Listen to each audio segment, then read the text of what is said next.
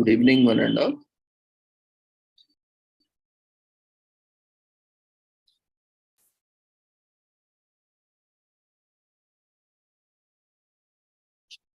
We welcome you all to the International Seminar on Cancer, Health, Well-being and Sustainable Development 2023, commemorating World Cancer Day, Cancer Week and World Cancer Month 2023, commemorating Azadi Ka Amrit Mahotsav, nation celebrating 75 years of independence, and UN Sustainable Development Goals 2015 to 2030 as part of awareness and campaigns in collaboration with Sri Holistic Health Foundation India and Sri Research Institute Center for Art, Sciences and Wellbeing. Before we start our session, let's take the blessings of Almighty.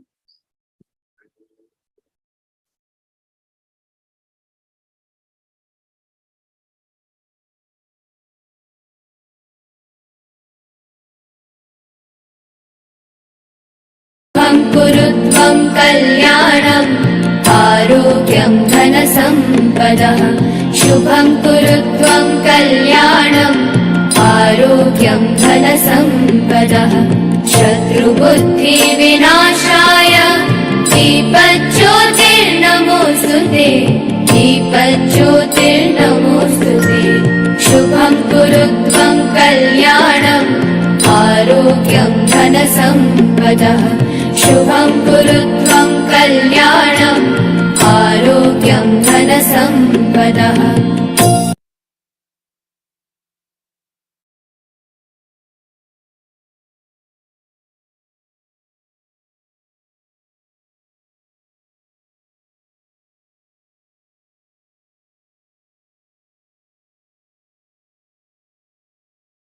With the blessings of Almighty, we shall continue with today's sessions.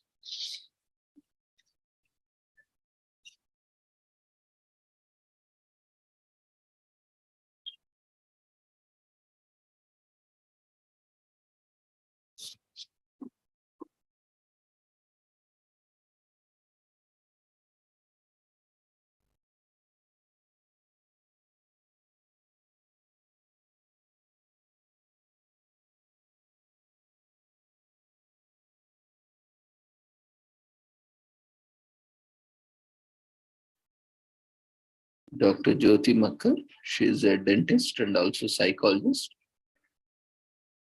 and she would be speaking on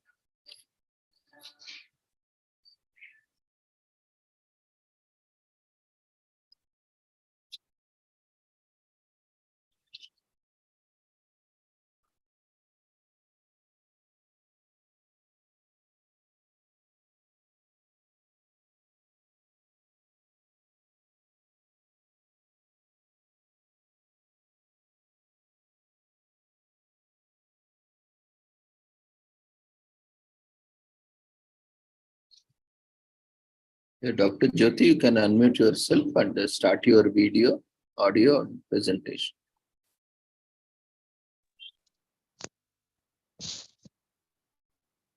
Very good evening to all.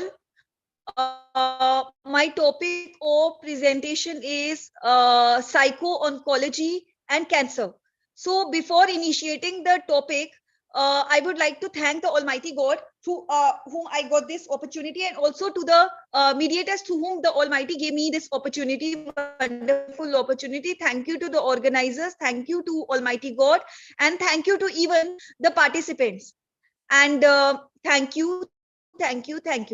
So my topic is cancer. So basically, cancer is the leading cause of death in the world. It is the second leading cause of death in the world, but owing to advancement in this it is owing to proper screening tests, improvement in the screening tests and proper preventive measures taken, there is a increase in the livelihood of people, survival rates. there is an increase in survival rates of the cancer patients. So cancer, what is cancer basically? In cancer, what happens is the abnormal cells, they multiply uncontrollably, and that is they proliferate uncontrollably. And when these abnormal cells proliferate uncontrollably, they penetrate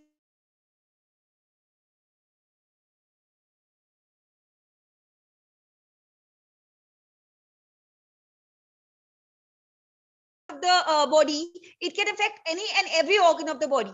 So starting from a pituitary gland tumor, it could be brain tumor, pituitary gland tumor, it could be salivary gland tumor, which we call parathyroid, which we call parotid tumor, sorry.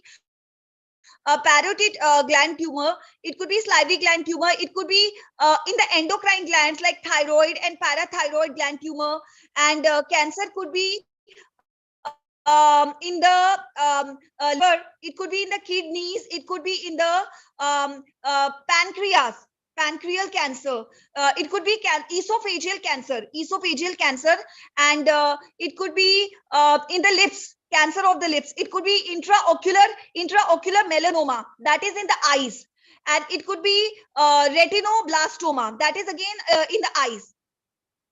So cancer, it could be in the sexual organs, like it could be testicular cancer, reproductive organs, male reproductive, female reproductive organs, like it could be testicular cancer, it could be ovarian cancer, it could be fallopian tube cancer. So cancer can affect any body part, it can affect any organ, it could be even in the skin cancer, it could be in the blood, like leukemia, blood cancer. So it could be in the breast cancer, it could be in the lung cancer. So based on the site where the cancer invades, various screening tests are done. Now, what are these screening tests? Screening tests, they're depending on the site where the cancer has invaded. There are screening tests like mammography for breast cancer, and this low dose helical computed tomography for detecting lung cancer. So what do these screening tests do? These screening tests basically, they help to diagnose the cancer even before the symptoms appear. So the doctors, they provide the proper treatment modalities, and it can be treated in time, and the chances of survival rate increases. Cancer could be oral cancer, and it could be oral cancer. What happens? Oral cancer is caused by basically tobacco products, consuming betel nut, areca nut, cigarette, cigar, alcohol, and lip cancer is caused basically when there is too much sunlight exposure to the lip. So that is the cause of lip cancer, and it could be low immune system in the body, low immune resistance to in the body that causes cancer. Previous exposure to the cancer, that can also be one of the cause of oral cancer. And so what happens? What does the dentist do? Basically, those who are specialized in this oral pathology stream and oral medicine and dental radiology stream, they deal with this oral cancer. So what they do, even a various practitioner can deal with it if they have proper training. So what happens? They take out there are precancerous lesions in the oral cavity. They take out a scrape of that lesion and they send it for biopsy to the lab. And when the histopathological examination is done, we come to know whether the lesion is precancerous lesion or not. So this was about oral cancer. Now there are various treatment modalities of cancer, and I was speaking about this screening test. Yes, screening test, they always have a plus point. Rather than negative point is less, but the plus point is more. Screening test, they have increased the chances of survival rate, but what happens? The minus point, they may be false positives and false negatives, but these minus points are very rare. So, and treatment modality, there are various treatment modalities of cancer, like it could be surgery. The surgeon surgically removes the cancer. It could be, it's a combination is used. Radiotherapy, high dose of radiation is given to kill the cancer cells or to slow down the growth of the cancer cells. And then chemotherapy drugs are given to kill down or slow the growth of cancer cells. Then there is this hormone therapy given. Hormone therapy is given in case of breast cancer. It is given in case of prostatic cancer. So hormone therapy, what happens that the abnormal growth, what happens in hormone therapy, it stops the growth, that abnormal growth, either it stops it or it slows down the growth of the abnormal cells in the prostate and in the breast. So and then there is this hormone therapy, and then there is this photodynamic therapy. What is this photodynamic therapy? In this photodynamic therapy, what happens is that there are certain medicines which are light activated, certain drugs which are light activated, and then they are administered to the patient, so they kill the cancer cells. So these are the various treatment modalities of cancer. Now I come to psycho-oncology. What is psycho-oncology? Psycho-oncology is basically, it's a field of, it's a specialized specialization in psychology, in which which focuses on the humanitarian approach of cancer treatment. So when a person is afflicted by cancer, usually it affects the whole family. It affects the physical well-being. It affects the physical well-being. It affects the emotional well-being. It affects the social well-being. It affects the behavioral well-being of the person. It affects the psychological well-being. So in this psycho-oncology specialization, there's a big team involved in treating, in dealing with the whole family and the patient. So the team includes psychiatrists, psychologists, oncologists. Oncologists are one who have done specialization in cancer treatment. So psychiatrists, psychologists, oncologists, and then there is a nurse, and there is also social workers, and there are some spiritual leaders also. So all these, they give a combined treatment modality in focusing on the overall well-being of the individual and the family members. So what happens basically in cancer, there are many psychiatric issues also in the cancer patients. Like the patient may be prone to develop anxiety. Even before the death comes, the person dies every moment. So before the natural death approaches, so there may be anxiety, there may be depression, there may be fatigue. Fatigue is the person has not worked much but yet feels tiredness. Then there is this anxiety, depression, fatigue, and insomnia. Sleep pattern is affected adversely. So insomnia, and then there is fatigue, insomnia, depression, anxiety, and so these are the symptoms which have to be dealt with separately. Along with the treatment of cancer patient, we have to give these psychiatric treatment also to the patient. So various therapies are administered to the cancer patients. What are these therapies? First of all, family therapy, cognitive behavior therapy, and psychoeducation. All these three are provided to the cancer patients. And with that, I end my topic. Thank you. Many folds.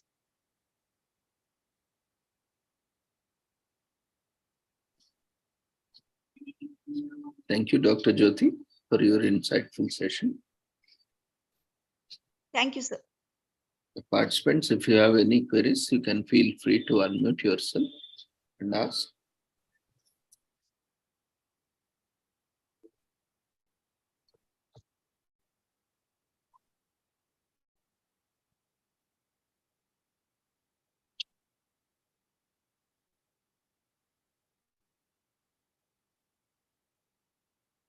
Okay, if there are no queries, then we shall move on to our next speaker.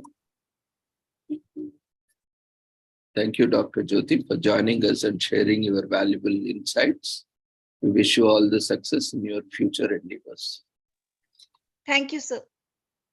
Yeah, Christina, you can unmute yourself. If you have any query, you can ask. Yes, good afternoon, Dr. Ravindra, and good afternoon, the presenter. Yeah, good afternoon. I just want to ask, can you hear me? Yeah. Please continue, Christina.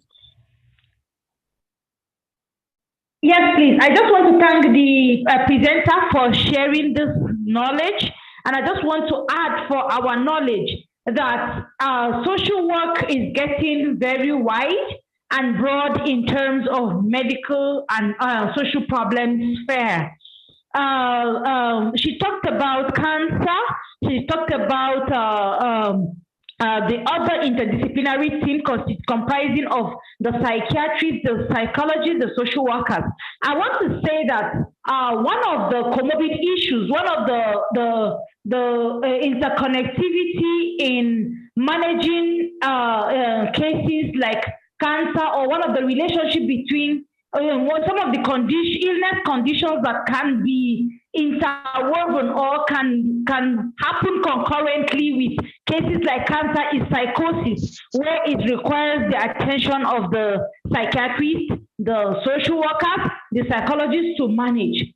Pain can trigger other issues that can all boil down to social issues, which makes social workers more involved. So thank you very much for bringing that strongly in your explanation and in your discussion.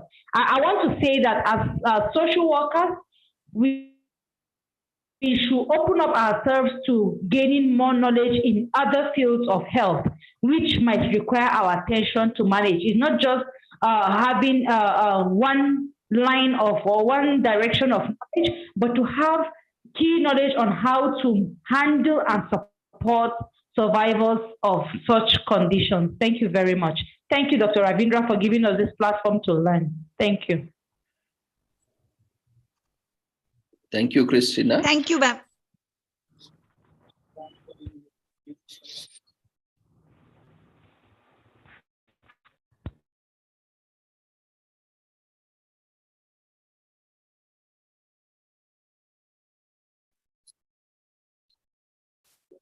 Christina, we invite you to share about cancer and its, statistics, the kind of impact it has been creating or it has created, and the present status in Nigeria. Would you like to share? Sorry, Dr. So can you say that again? Can you share the status of cancer and its prevalence and impact in Nigeria? How it is impacting and what kind of treatment options are available and what kind of rehabilitation? Can you share with us? Of cancer? Cancer, yes. Cancer, psycho-oncology and related aspects. Yes, please. I would like to share. I have a personal experience.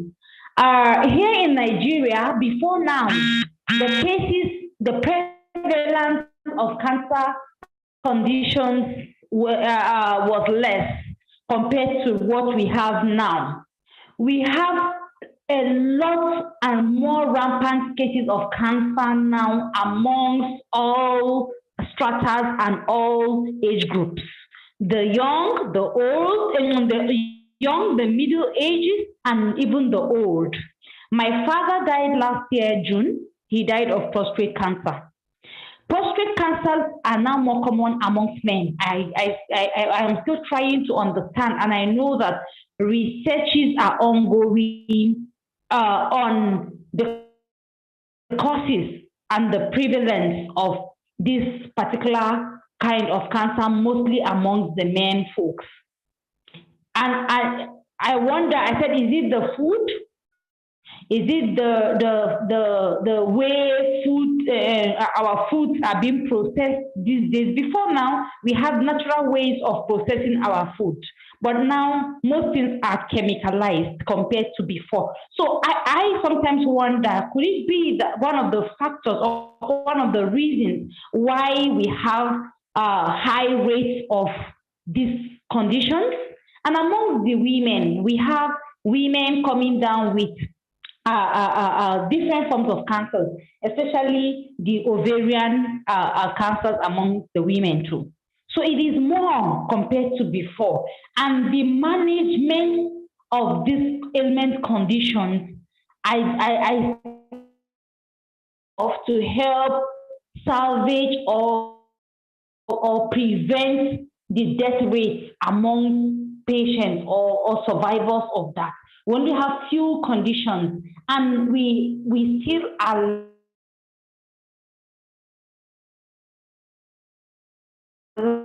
lacking in the areas of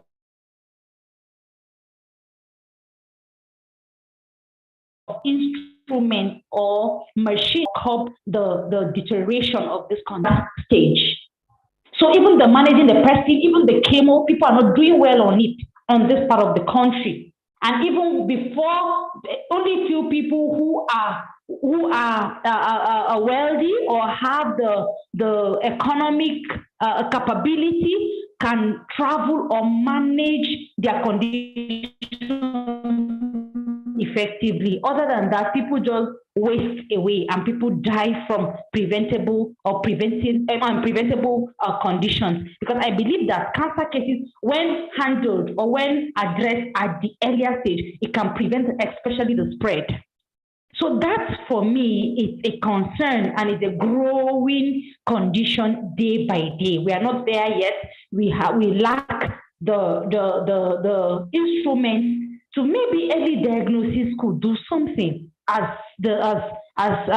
medication or science is going and choosing preventive science more. We are still lagging at that point. So most cases before diagnosed or before identified, it has reached a very bad stage. So, but of course, we are hopeful. No condition is hopeless. We are looking forward to a time where people can catch it at the very early stage and curb it. Because even if it means doing after the diagnosis, doing the chemo.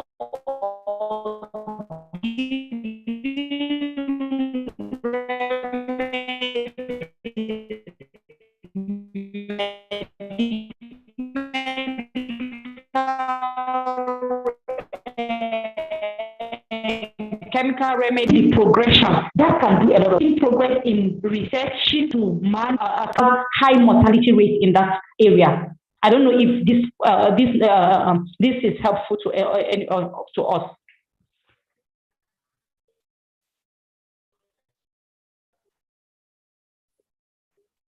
Yeah, thank you, Christina. And Thank can you share about various schemes or programs, policies, regarding cancer or cancer patients, and how how well they are taken up by the public, invited by the public? Are there any inadequacies or the gap that is further required?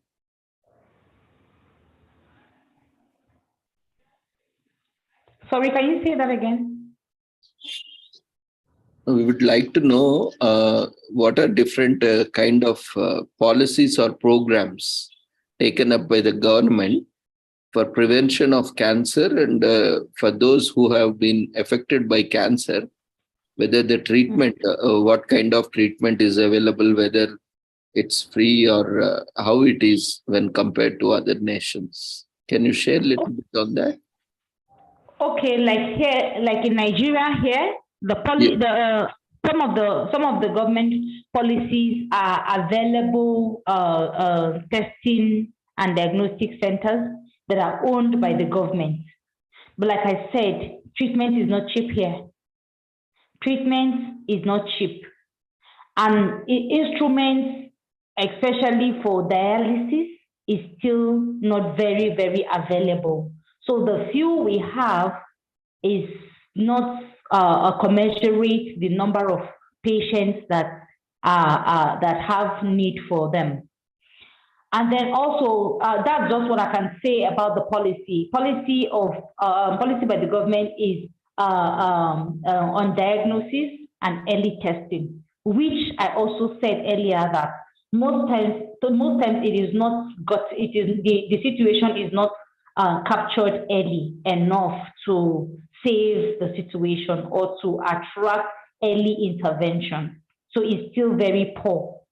It's not good enough. But of course, like I said, knowledge is ongoing and is in continuum. It's continuous. People ideas are coming up every day. But for now, the aspect of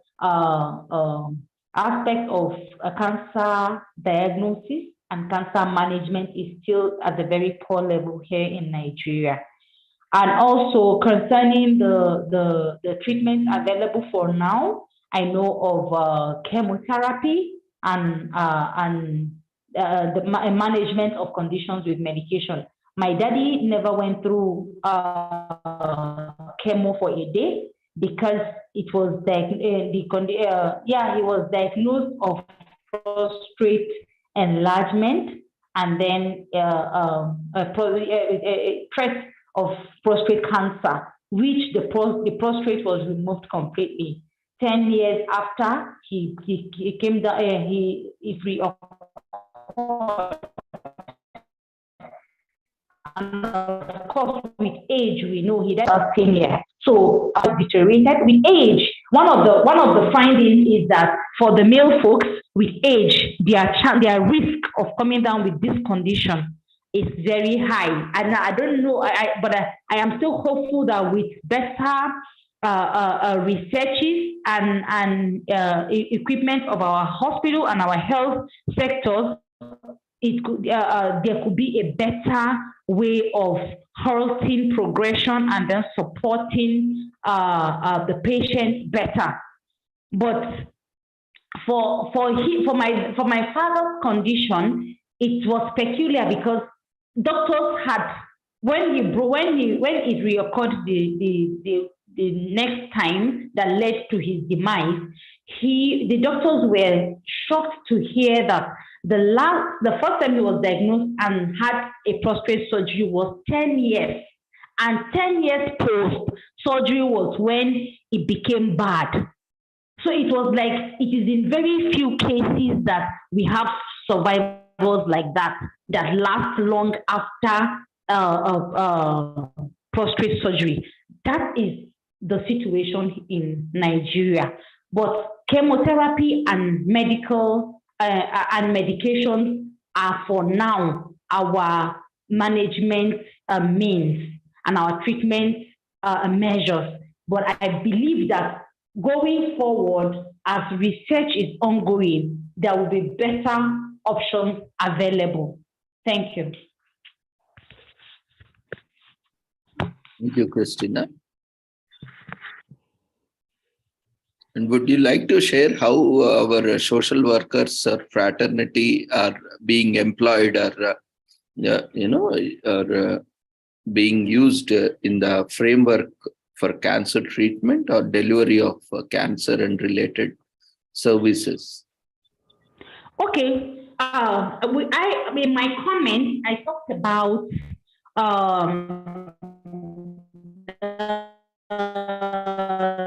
the place of social workers in management as part of the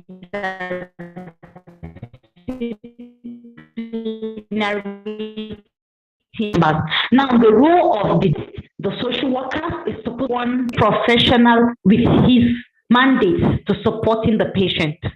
Now the role of the social worker in managing patients of cancer is the same as a social worker managing any other condition.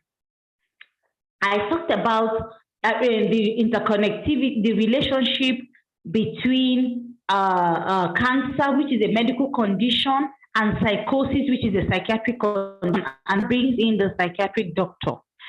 Pain and difficulty in coping, especially during an illness condition, can be so overwhelming that can trigger a psychosis. So the place of the social worker is still that psychosocial support that you give to this overburdened patient. I have seen cancer patients and I have witnessed some of their distresses. So psychosocial support is needed in all illness conditions and cancer condition, health condition, which is one of the severe health conditions, requires the attention of a social worker in terms of psychosocial care, support for the family, psychosocial support for both the patient and the family itself, because for most people, especially in the developing countries, they see such conditions. They refer them as terminal illness, and most times the mindset of this patient and their relatives is this person is going to die, but you don't know when the person will die. So it's very distressing. For me, nursing my father, being a professional social worker and a trauma healing facilitator and a trauma healing practitioner, I had to consciously apply my skills in coping, even though I knew that, because at a point he became paralyzed. So the cancer cells began to spread and he lost his ability to move. So seeing my active father becoming paralyzed was very depressing. But being a knowledgeable person in the area of trauma and social work, I was the counselor for my siblings. It was tough and hard for me because a doctor cannot treat himself, considering emotions and all of that. But my knowledge helped me cope, but it was distressing too. So we have great advantage in supporting patients of cancer patients, because every other treatment is medical, but that of psychologists and social workers is more psychological. It connects you with the patient emotionally, socially, psychologically, and even emotionally to a level, not to complete emotional, because one of our core principles and ethics is non-emotional involvement. But it brings us close to our patient. Our work brings us close to the patient, so it helps you empathize. It elicits empathy more compared to the other professionals. Of course, the interdisciplinary team members share the same ethics of confidentiality, non-emotional involvement, empathy. We all share that. But I see, maybe I want to be biased or selfish here, the social workers have more of that because you relate with the patient, just like every other professional, you relate with the family, you go extra miles in terms of aspect of home visits, knowing and going beyond the boundaries of other professionals, like getting to know the person to where they are, encouraging the family members in terms of giving better support, social support, encouraging social support, being like a second family. So that gives us an edge. And for management, this is what I can say about the role of social workers in management of patients of cancer. Thank you.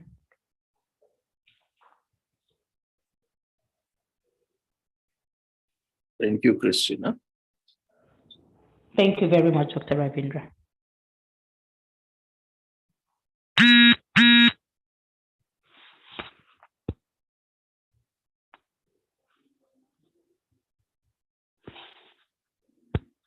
And just to advise, as social workers, one of our mandates also, apart from management, we can do advocacy and do awareness amongst people. Maybe we'll read more about signs and symptoms of cancer and other health conditions and do preventive care if possible in all our countries.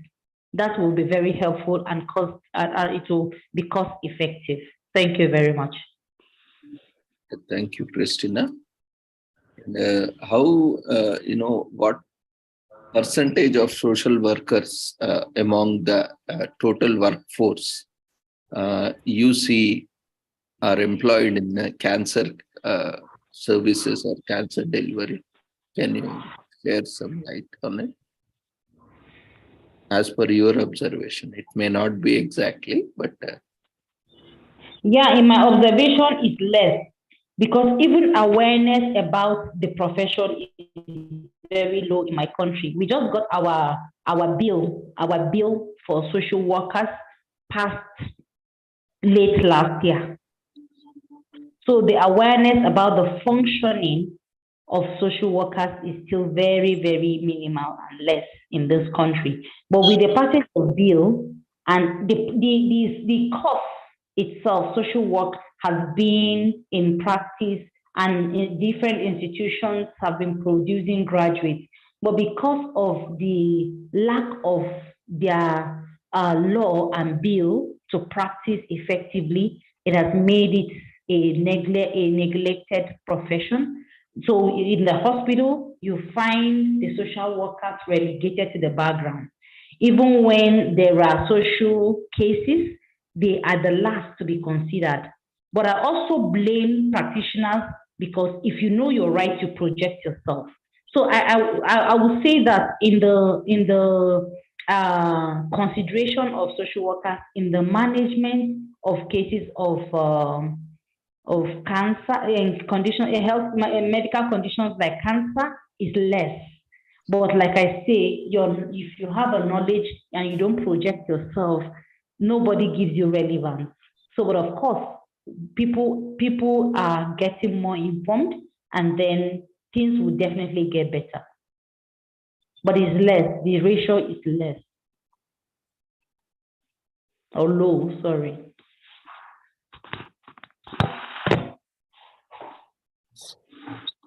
thank you, Christina. And how do you see the kind of training or education that is imparted to social workers? Is it adequate to, provide services to cancer and related delivery systems, or do you think, you need additional training to provide services? Every profession has a chance to develop itself and to continue to upgrade knowledge and open up to new knowledge. So as social workers, we need to open up ourselves to those opportunities. But I can't say it is less because every professional needs upgrade of skill and knowledge of practice. That's just what I can say for now. In my country, people are getting more informed. Even at the study, at the institutions, we have social work course to PhD level. So aside the academic development, there's also that skill and practice level of upgrade, which is positive, and then the social workers are also making efforts to.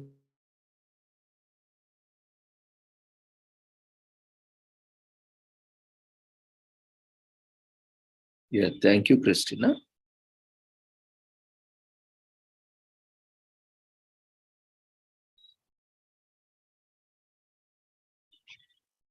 Do you have any specific programs, Christina, in your country for social workers, to train exclusively on oncology? Or any oncology institutes or organizations offering any such programs to social workers as part of academics or, these continued education programs?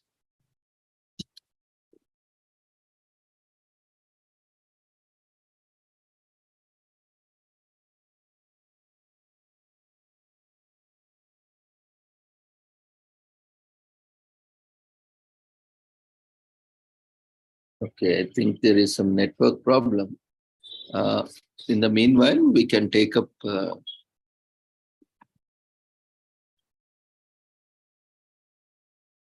our next speaker, Mary Florence Frida. She would be talking on the role of social worker in oncology or cancer. Yeah, Mary ma'am, you can unmute yourself, start your audio and video, and start your presentation.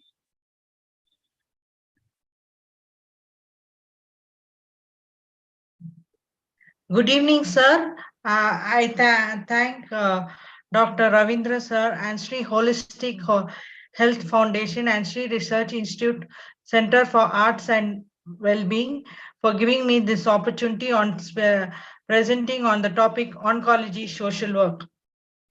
Oncology social work provide an introduction for cancer epidemiology, treatment, and the psychosocial, behavioral, and spiritual impact of the disease on individuals and family. It describes the history, constitutional foundations of oncology, social work in general, and the field of psychosocial oncology, describes the contributions of oncology research.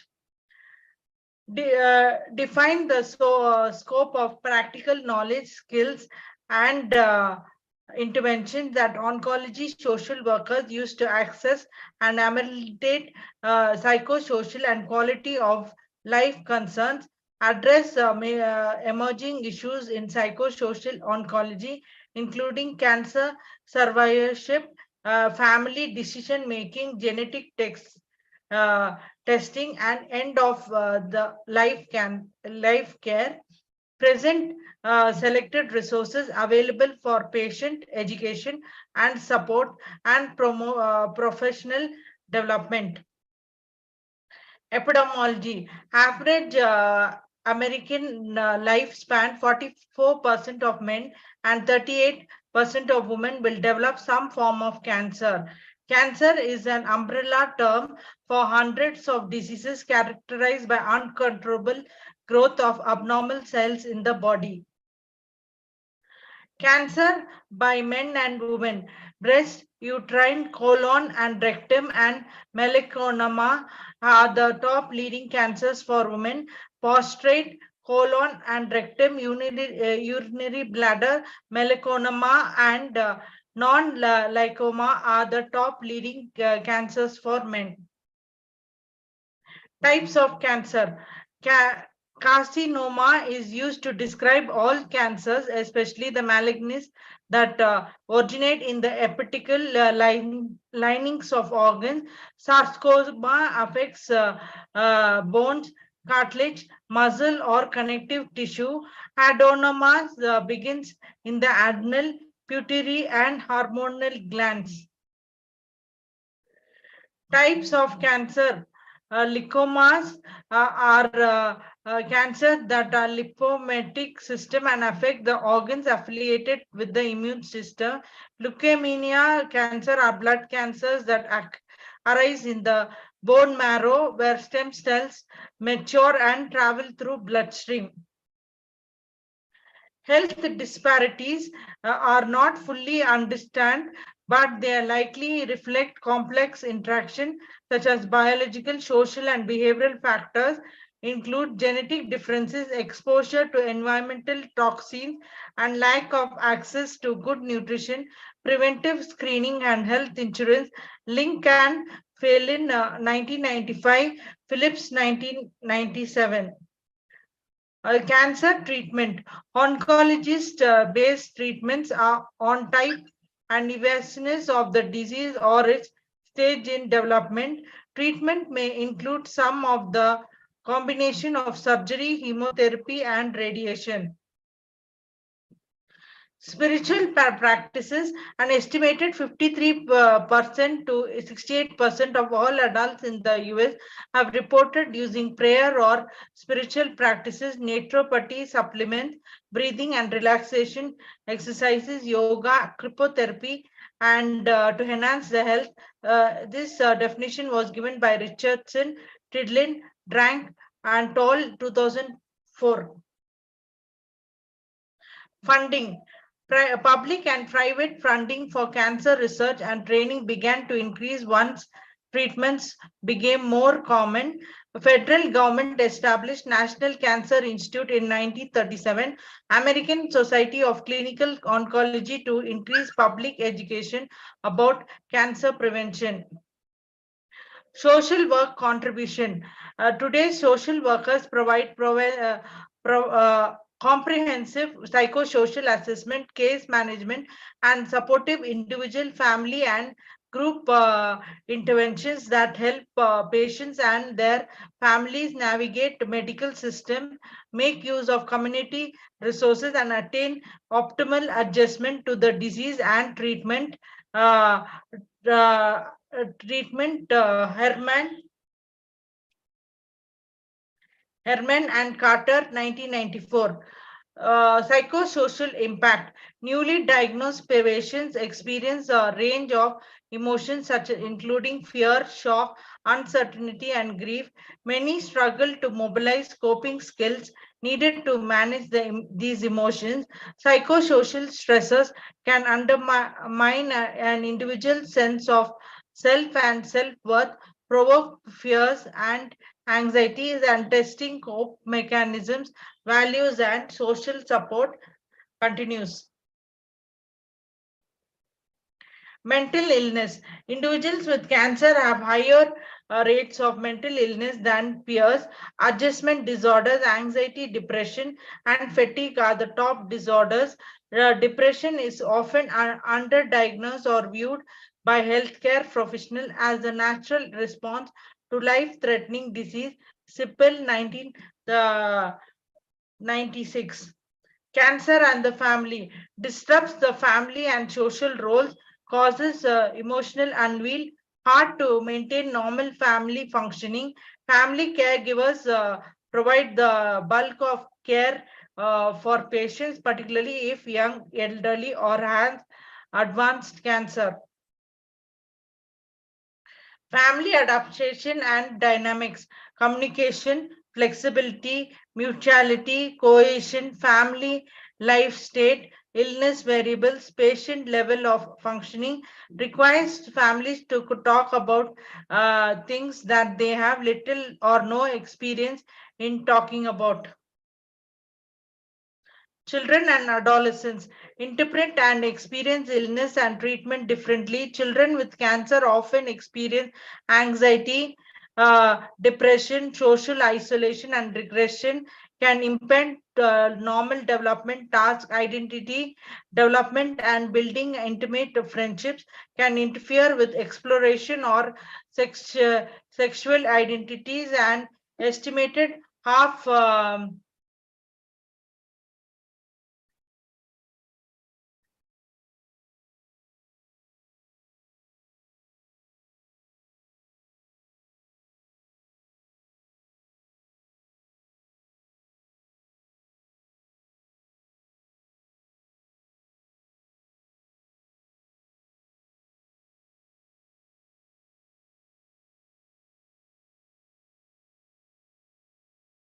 Cancer and family disrupts family and social roles, causes emotional unwell, hard to maintain family functioning. Family givers provide the bulk of care for patients, particularly if young, elderly, or has advanced cancer. Communication, flexibility, mutuality, cohesion, family life state, illness variables, patient level of functioning requires families to talk about things that they have little or no experience in talking about. Children and adolescents interpret or and experience illness and treatment differently. Children with cancer often experience increased anxiety, depression, social isolation, and regression, can impede normal development, task identity development, and building innate friendships, can interfere with exploration or sexual identities. An estimated half of the adolescent survivors or cancer feel uncomfortable with the opposite sex and avoid dating. Zerbak and Chelser, 2021. Later life. Older adults account for 75% of new cases. Older patients are more likely to die than those of younger than 65 years. Fatality is a condition defined by muscle weakness, limited mobility, and fatigue. Older patients share many physical, psychological, social, and spiritual concerns that shape their aging and illness experience, quality of life, and palliative care needs. Later life, fixed incomes and inadequate insurance benefits can limit older cancer patient access to the resource needed for coping with treatment. Common challenges including paying for treatment and not covered by Medicare, transportation to appointments, and needing assistance in performing daily self-care. Older patients are frequently excluded from clinical trials based slowly on age. Physician can refrain from aggressive treatments under the assumption that older patients cannot handle adverse effects. Survivorship, outliving a life-threatening condition requires managing long-term effects that can cause emotional distress, functional limitations, and further chronic health problems. Chronic condition and side effects act as an ongoing reminders of the negative emotional experiences associated with cancer. Childhood survivors frequently worry about recurrence and need support from parents and peer groups. Learning disabilities can develop and may impede academic progress, cause loss of self-esteem, depression, anxiety, and family problems. As survivors become adults, they become vulnerable to long term treatment, side effects, and early mortality. Social work role. Oncology social work provides psychosocial support that maximizes the health and functioning of individuals, family, groups, and communities affected by cancer. Social workers draw on the profession, person in environment perspective to treat the whole person in the context of social and environmental factors that can enhance or exhibit the illness experience. Social workers intervene at the multiple levels and across systems to enhance patient and quality life. Oncology social workers use a variety of interventions and they provide a range of services from clinical case management to intensive psychotherapy to meet the unique needs of cancer patients and their families at different points on the cancer continuum. Traditionally, they primarily practice in inpatient and ambulatory hospital settings, but the specialty has grown to a range of inpatient, outpatient settings, home health, and hospice services, community-based cancer support programs, private practice, and community-based mental health settings. Support groups. Effective resource and for cancer patients, caregivers, and other family members to find answer to illness related questions and ameliorate a psychosocial concern, help to reduce social isolation and build social support, facilitate the sharing of emotional concerns, provide safe places to exchange strategies for managing system, interacting with the family members and healthcare providers. Groups can help to keep children and adolescents on track developmentally, support overburdened and exhausted parents, and provide continuity during chaotic or uncertain transactions. Family. Oncology social workers emphasize the family as a unit of care, family-centered caregivers, family members as allies in provide quality treat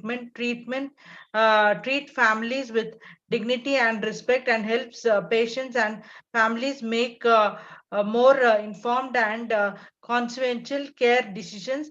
Social workers help families as to adapt to illness related changes in family roles and responsibility, provide the emotional support and resources to reduce the burdens of family caregiving, and assist with financial and other logistical concepts, and empower family to stay informed about the patient status. Interdisciplinary team. Oncology social work act as a bridge between patients and the healthcare system, advocate for patients and families, and help keep the oncology team informed about the unique concerns, strengths, cultural beliefs, and care preferences that affect the patient's experience with cancer. They also contribute to the advancement of cancer cancer prevention and quality care by developing social services and programs, promote public education about early cancer screening and treatment options. Conceptual foundations. Practice is grounded in a variety of theoretical frameworks and empirical literatures, including psychosocial oncology, attachment and loss of stress and coping models, family systems and relation coping, child and adult development, narrative and meaning making. For the oncology social worker, the ecosystem perspective, a way of seeing care phenomena, the personal and the environment that are interconnected and multi-layered to order and comprehend complexity and avoid oversimplification. Mayer 1995. Medical and psychosocial knowledge. Social workers in oncology must be well informed about the common types of cancer, symptoms and treatments, protocols, medical procedures, short and long-term side effects, illness, tragedies and survivorship. New research suggests that social workers can help with the cancer prevention by tailoring individual behaviorally oriented interventions to target harmful behaviors among groups. Healthcare and social service, linking patients with the essential programs and resources required up-to-date knowledge for wherever changing policies and services, including eligibility requirements, application procedures, and strategies for communication information to cancer patients and their caregivers. Oncology social workers must be familiar with health insurance, managed care, Medicare, and Medicaid. Ongoing assessment, early assessment help identity and resolve problematic coping and health behaviors. Comprehensive assessments can predict morbidity and mortality in older patients with cancer. Assessment should be ongoing as cancer progresses, remits or recurs. Cultural competency and advocacy, ability to practice with people from a variety of cultural, ethnic, racial, socio-economic, and religious background is a adequate skill for oncology social workers. Effective pain and symptom management is impossible without understanding individual, family, and cultural perception, values, and beliefs about pain and developing image. Developing interventions that respect the unique individualized experiences of chronically ill patients and the family. Professional social workers have professional mandate to intervene on multiple levels, ensure the provision of just and equitable care to all patients. Patients education. Oncology social workers play a key role in educating patients and their families about cancer and its anticipated disease, transacted treatment, common psychosocial response, community resources, and symptom management. Oncology social workers empower patients and families to be more engaged in their care by helping them ask to questions and make informed decisions about all aspects all aspects of medical treatment. Palliative and end of life. Although cancer mortality has decreased, oncology social workers should be skilled and comfortable in working with the chronically ill and dying patients. Oncology social workers serve as consultants, mediators, advocates, and they are part of transdisciplinary teams addressing complex ethical dimension or of medical decision making, family communication, and care preferences. In case of terminal cancer, social workers may provide end of the life care of patients and family members by facilitating decision of the patient end of life vices and supporting the selection of a healthcare proxy. challenges. Despite all that is known, the healthcare system has not only addressed the psychosocial concerns of cancer patients, cancer survivors, and their families. A report of the Institute of Medicine 2007 suggests that many of the healthcare providers do not address these concerns or consider psychosocial support is have been an integral part of quality oncology care. Thank you very much, sir, for giving me the opportunity, and I thank Sri Holistic Foundation and Sri Research Institute Center for Arts for giving me an opportunity to present on oncology social work. Thank you, sir.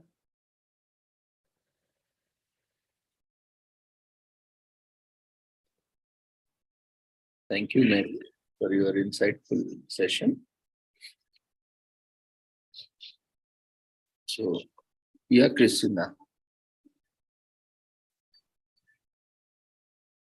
You have to unmute yourself. Thank you very much for this opportunity, and sorry for the network. I had to just go off and then we I'm coming again. Thank you, Mr. Information. I especially in the field of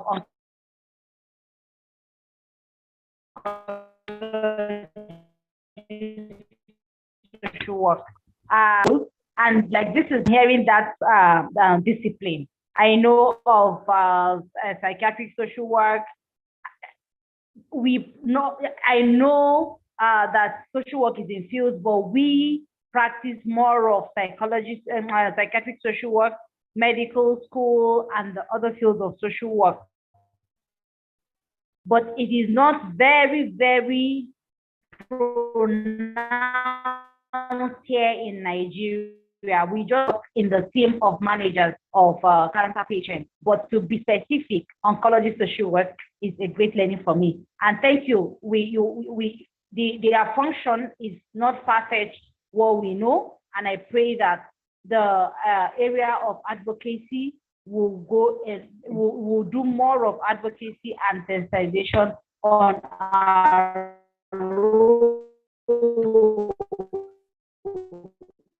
in all the field of the much that we do and that psychosocial support that we give even in terminal health conditions goes a long way in suiting the patient and their relatives. Thank you very much. Thank you, Mary, for sharing that wealth of knowledge. Thank you.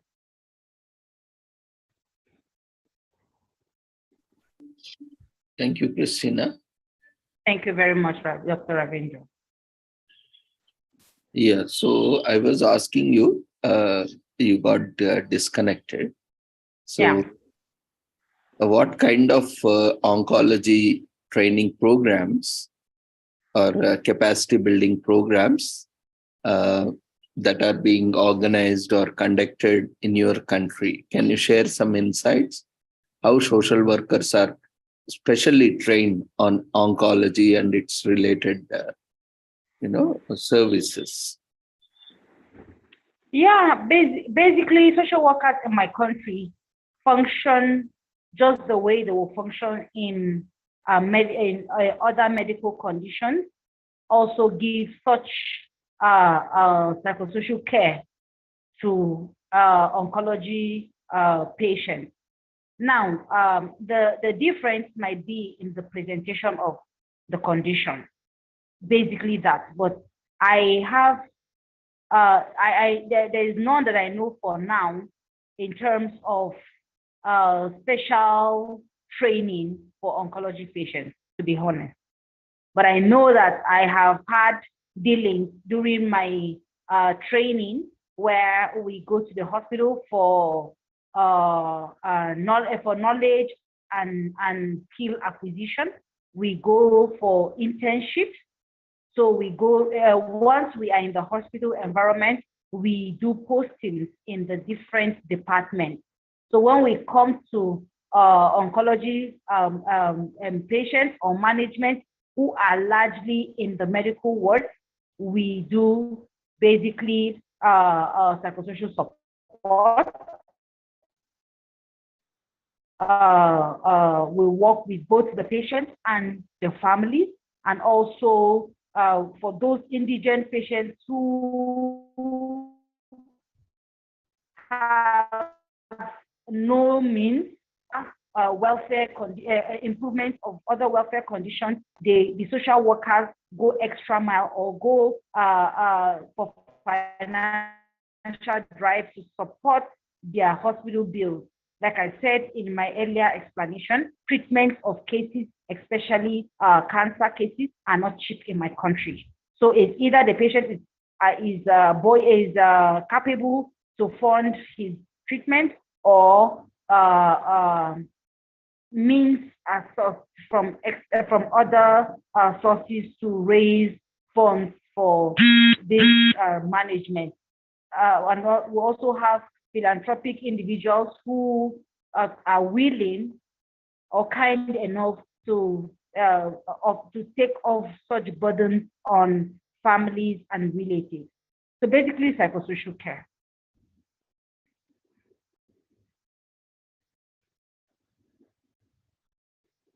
Thank you, Christina. Thank you very much, Dr. Ravindra. Could you share how many cancer institutions are there in Nigeria? And apart from the hospital? yeah, Hello. hospitals. Yes. Government or any oncology institutes? No. Nigeria. The hospitals, public, government hospitals, private hospitals, and then we have the institutions are basically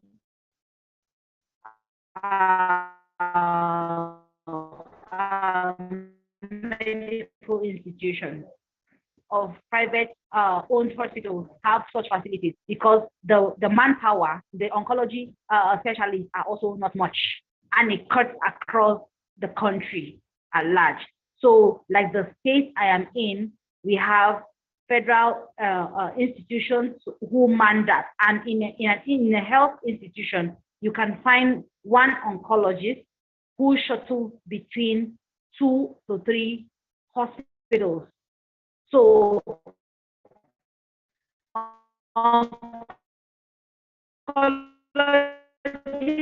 specialists are not much. So they run across hospitals also, that the management is special because of the specialists in that field. And sometimes because with the reduction in manpower, management is also the management of such conditions is also like competitive. So you find the relative of these patients being come to the hospital, because of course most of our doctors own their private hospitals. So in the public hospitals where we have few specialists, they tend to pull the patients to their own hospital, where, and in such conditions, it makes management of such conditions more expensive, because the cost of treatment in the public hospital, government-owned hospital, in those privately owned hospitals. So the institutions with such available such specialists, it makes it more difficult and highly competitive in terms of accessing care. Like in Plateau State, Nigeria, where I live, people travel out of the state to go for dialysis. So that's just one example of some of the constraints found in those public hospitals and in the management of oncology cases. Does that answer you, sir?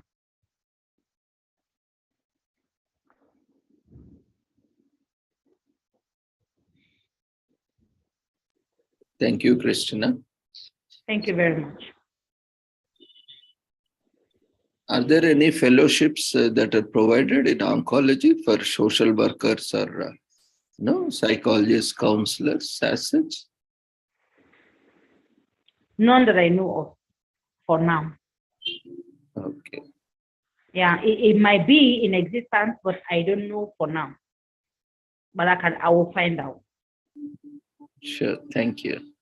Yes, And thank you. how about palliative care and hospice care in Nigeria? Sorry? Palliative care and hospice care in Nigeria. Can you throw some insights on that? Yeah, basically for oncology cases in Nigeria, like I said in my earlier explanation, most times these cases are known at a late stage where it has already deteriorated, where patients are already at a very bad stage of cancer progression. So at that stage, largely is palliative care, largely.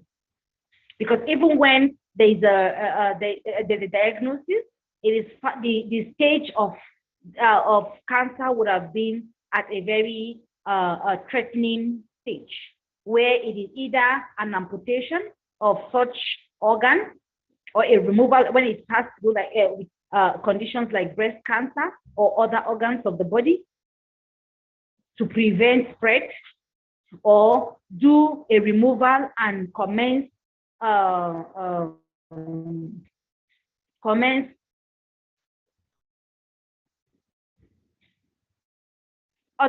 forms of management, but largely like chemotherapy, but largely it is palliative care. Take, for instance, again, at the point my dad got paralyzed, right in the hospital, after stabilizing him for a while, we went back home. It was basically palliative care, managed at home, treated at home, doctors seeing him from home, and then go for reviews once in a while. But we were told categorically that nothing for now. He was prepared. He was told the stage of cancer and then what remedies is available for him, largely palliative care. The social workers having more input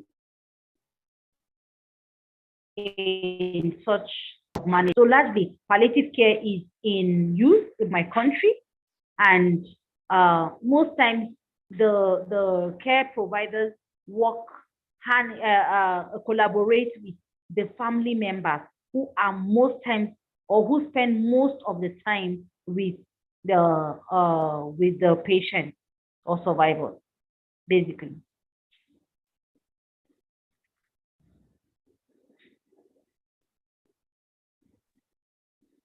Thank you, Christina, for sharing wonderful insights. And we also got an opportunity to know how this oncology services and its service delivery in Nigeria. Yeah, it's highly expensive, Dr. Ravindra. So a lot of people who are financially incapable resort to faith. So some people just don't even go to the hospital because they can't afford it. And like I said, honestly, the specialists are few. They are few, and of course, like the principle of the economic principle that says the higher the demand, the higher the demand, the higher the supply. Of course, when the demand is high, you know that it is definitely going to be expensive in the supply. And where we have few specialists in that field, it makes it more difficult to cope. And maybe because of the poor attention to our health, checkups is less. So before people realize, the symptoms are already out. And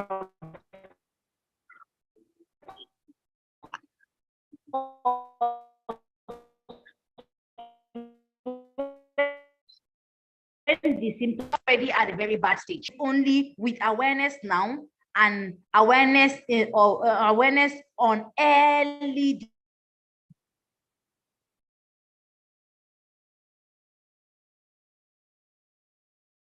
more. So can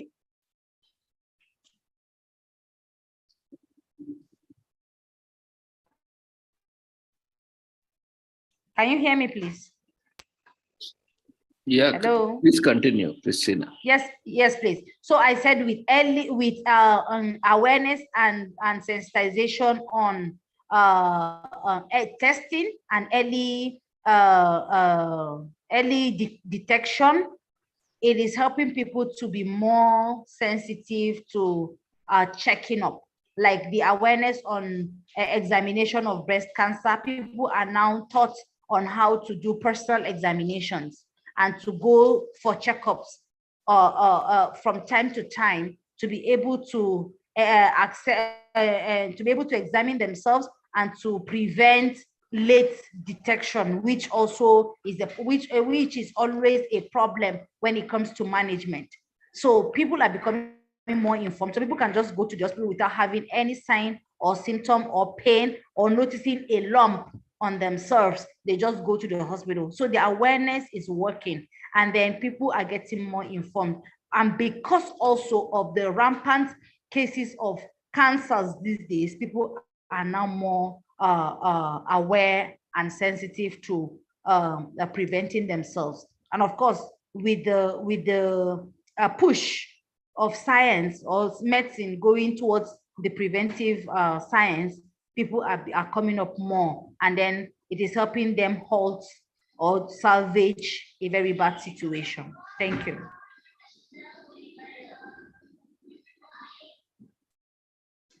Yeah, thank you, Christina. Participants, if you have any queries, you can feel free to share, or you can share your observations, or you can ask any queries. Thank you very much, Dr. Ravindra. Yeah, thank you. So with this, we shall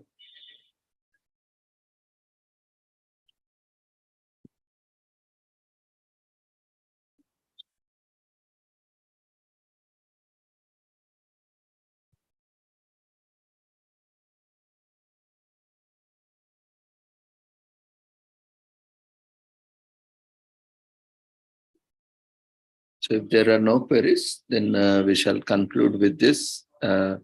We see there is a lot of gap. So even this year, the theme is close the gap. So let's all work together to identify where the gaps are and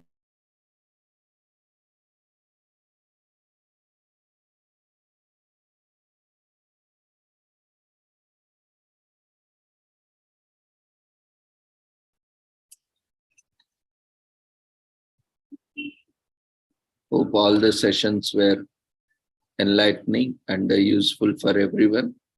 And we thank all the speakers for their wonderful insights through their sessions.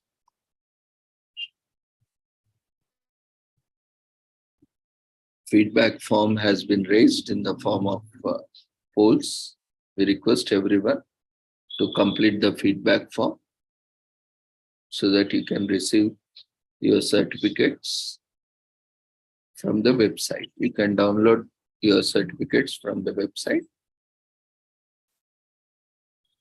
after a couple of days.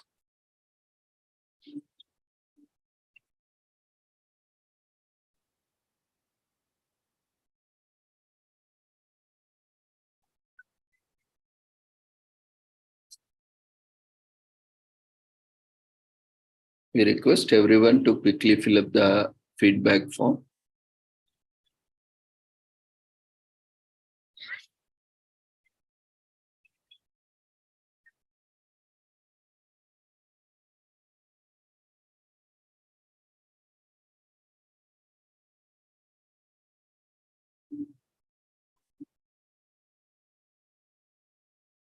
and at 7:45, it is after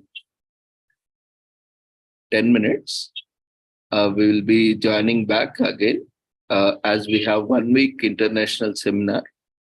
And as this is the first day, we are organizing, as Animal Welfare Board of India has given call to celebrate February 14th as Cow Hug Day. So there are a lot of benefits, cow provides us, because it is the only animal or the only species on the planet which is, providing unlimited love, compassion on the planet. And you can see, definitely we can see no other animal or no other species on the planet is so productive, so economic, and so compassionate on the planet. So such a great animal, irrespective of our ideologies or thoughts, we should express our gratitude. And of course, in certain cultures, it is treated as mother, and certain cultures, it is also treated as, a divine equal to God or goddess. But irrespective of that, it's an universal. The benefits are for everyone, and everyone is enjoying the benefits. So animals are also part of our ecosystem, and without them, humans cannot survive.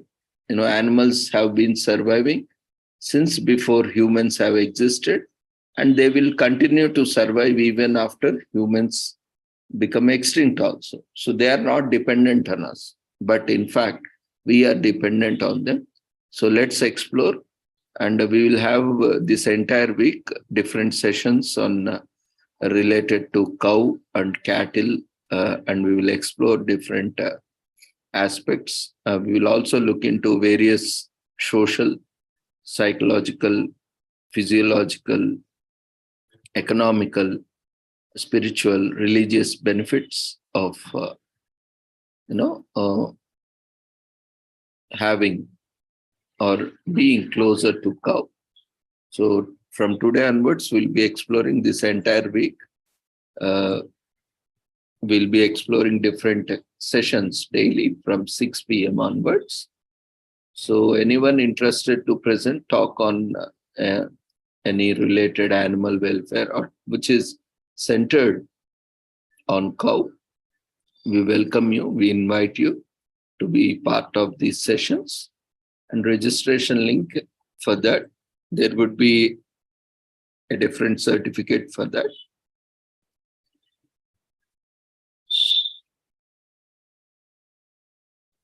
The registration link has been shared in the chat box, as we had yesterday, due to technical problem and connectivity issues, we could not conduct the session. So this session was supposed to be conducted yesterday on Sunday, but due to technical reasons, we couldn't conduct it. So we have conducted today.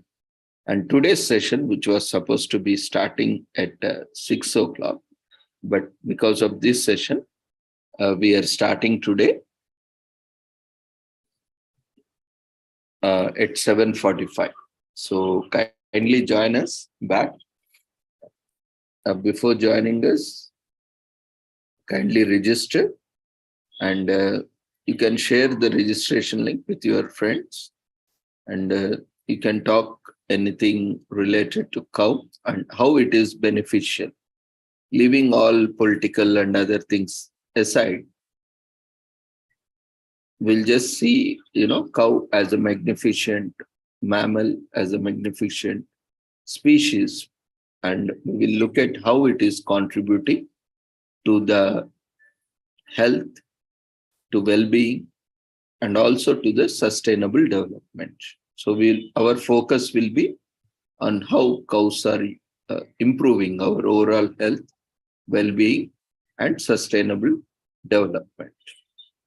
How cows are, contributing to the livelihoods of the rural and as well as the urban. So our focus is on that, and various therapeutic benefits of cow, like cow hugging, cow cuddling. For that matter, any animal, if we hug, if we cuddle with them, there are innumerable benefits. And especially with cows, we have more benefits. So let's explore how, when we hug a cat or when we hug a dog or when we hug a goat, there are many pets, people based on their interest, likes, people are keeping different kind of pets, birds, animals. So we can explore on this occasion because this is the first time we are celebrating and it's a memorable and a great start for all of us. So let's explore together. You can also share if you have any experience with cows earlier, or you can talk about various challenges that are faced in, with respective to cow welfare and so on. So thank you once again, everyone. We request everyone to quickly fill up the feedback form for this session and also quickly register for the 1 week international seminar on Cow Hug Day and so forth. And we'll be joining back again at 7:45, that is after 6 minutes exactly from now, for the international seminar. And that will continue for 1 week till, that is from today, Monday to Sunday, till Sunday. Sunday would be the last day.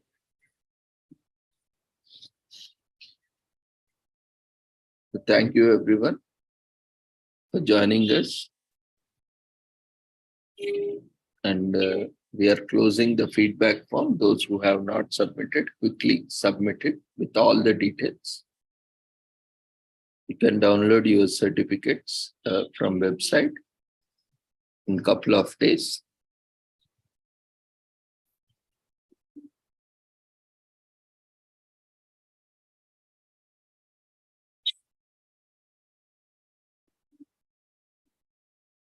And see you all at 7:45 after 5 minutes with the same link. So take care. Good night.